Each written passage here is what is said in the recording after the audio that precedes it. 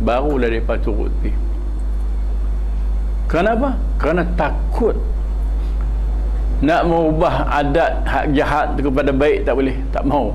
Dia nak hak jahat tu juga.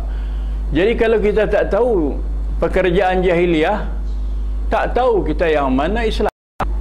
Itu Sayyidina Umar kata, kalau engkau tak tahu jahiliah, engkau tak tahu Islam apa. Kita kena tahu jahiliah. Apa dia jahiliah? Macam ni lah jahiliah. Minta tolong kepada makhluk, jampi, terik ni, itu ilmu pengasih tadi, semua bomo tu, itu semua khurafat jahiliah. Rasulullah sudah cerita kepada kita jangan bertabik kepada syaitan, kepada jin, kepada hantu. 1400 tahun dah. Khawlah menceritakan hadis. Dia dengar Rasulullah sallallahu alaihi wasallam bersabda, "Man nazala manzilan." Siapa berhenti pada satu tempat, faqala, dan dia baca, "A'udzu bikalimatillahi tammati min syarri ma khalaq." Dia baca, aku minta pelihara dengan kalimah-kalimah Allah yang sempurna daripada kejahatan yang Allah jadikan. Lam yadurruhu syai'. Nabi kata tidak akan mudarat kepada dia sesuatu. Itu 1400 tahun dulu. Sampailah ni 1425. Tapi masih ada lagi orang kita pun macam tu jampinya. Tapi cuma bahasa Melayu. Saya waktu turun dulu 7 tahun 72, kita orang Mekah main sini, orang tua-tua sini dia kesian lagi tengok kita budak ni.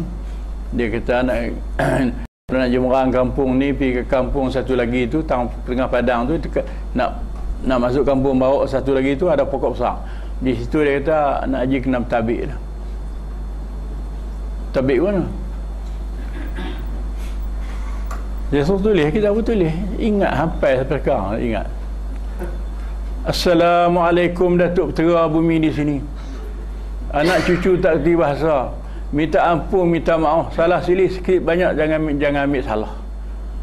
So kata gitu. Itu sama dengan perbuatan jahiliyah, bacaan jahiliyah. A'udzu bi sayyidi hadzal wadi yang Rasulullah batalkan tu. A'udzu, aku minta pelihara dengan ketua tempat ini, min syarri supahaihi, daripada kejahatan anak buah dia. Itu bahasa Arab. Kalau kita tengok itu kata doa mustajab malah. A'udzu bi sayyidi hadzal wadi min syarri supahaihi. Cuma ni bahasa Melayu, bahasa kita, Assalamualaikum Datuk Petera Bumi di sini. Itu makna sayyidi hadzal wadi, sama maknanya. Cuma ini sayyidi hadzal wadi bahasa Arab.